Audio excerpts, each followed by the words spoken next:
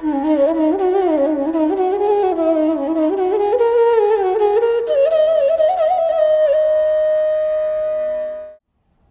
Krishna. Verse 4, chapter 1. Atra shura maheshwasa bhimarjuna samayudhi yuyudhano viratascha dhrupadascha maharataha. So in this verse, now starting from the third verse onwards, for 9 verses we see Duryodhana's fear about the army of the Pandavas and who are present there. Although he is not talking about it very directly, it can be seen how he is fearful of all these people in the way he is conversing. So he's saying Atra Shura Maheshwasa. Shuri means someone who is a hero, who is very capable, right? Shura basically here, Srila Prabhupada has translated it as heroes. Maha Ishu Asaha, which means mighty bowmen. And whose names is he taking after giving all these wonderful adjectives? He's saying Bhima Arjuna Maha Samayudhi. So first he's taking the name of Bhima, then he's talking about Arjuna. These are the 2 mighty bowmen first he's talking about. And then he's saying, like these 2 mighty bowmen, there are many others. Who's he talking to? All of this, he's speaking to Dronacharya. Why is he saying it? We did see it in the previous verse, that he's reminding Dronacharya that our enemy is not a small personality. They're very, very, very strong. So if you are going to be lenient, it is not going to help us win this battle. So he's requesting diplomatically. Also, he is trying to instigate Dronacharya so that Dronacharya can fight a war, a battle with all that intense feeling within him. So first, in the third verse, he's saying, although he could have said Dhṛtarāṣṭra, he's saying Drupada Putrena, son of Drupada, because he wants to remind Dronacharya that Drupada is your enemy. And Drupada is standing there, and his son is the one who has put this whole thing up.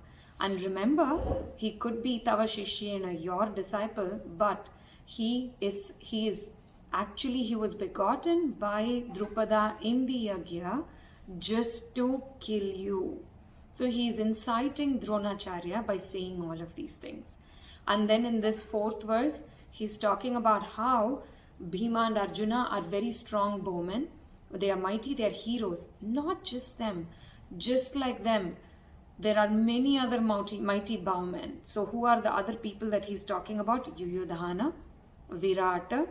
And then he's again taking the name of Drupada. Being very smart, he wants to instigate Dronacharya to say that, remember, Drupada is your enemy and he's standing right in front of us. So you better put your complete effort. You know what? Dhṛṭaraṣṭra is not even the major person of concern. Yes, of course, arranging the army, arranging the military phalanx is one thing. But look at the heroes that are standing there, whom we are facing. These are the heavy people that we have to fight against. Now, when he's talking about this, an interesting point comes out. The first person's name he's taking is Bhima. Duryodhana has always been fearful of the fiery temperament of Bhima and also his expertise in fighting. And also, Bhima had taken 3 vows before this battle. He had taken a vow that he was going to kill every single son of Dhṛtarāṣṭra, all the 100 sons. That was his first vow.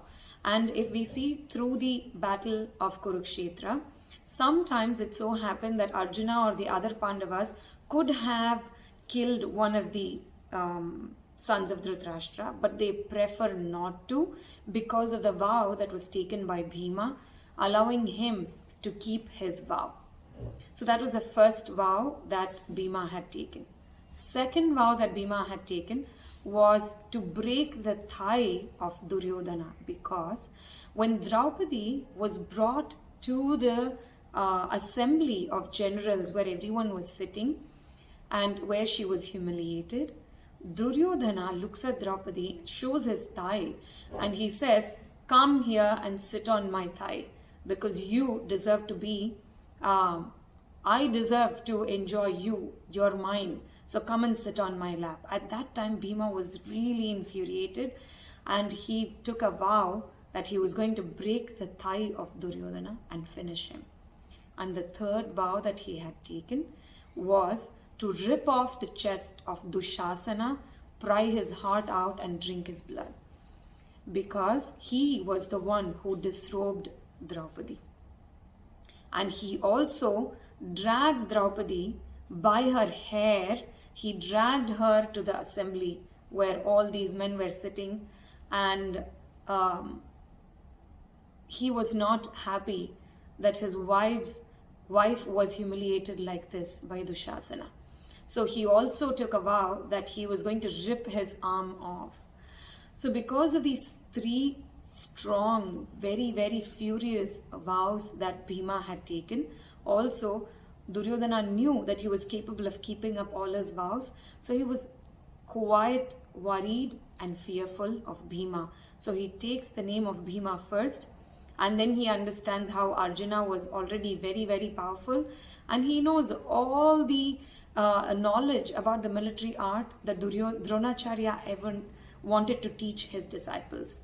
So he was very clear about the people that he was going to fight against. And that is what this particular shloka is all about. The mighty warriors, the mighty bowmen, and the heroes that they were facing. And Duryodhana speaking out to Dronacharya this way. This is chapter 1, verse 4. Hare Krishna.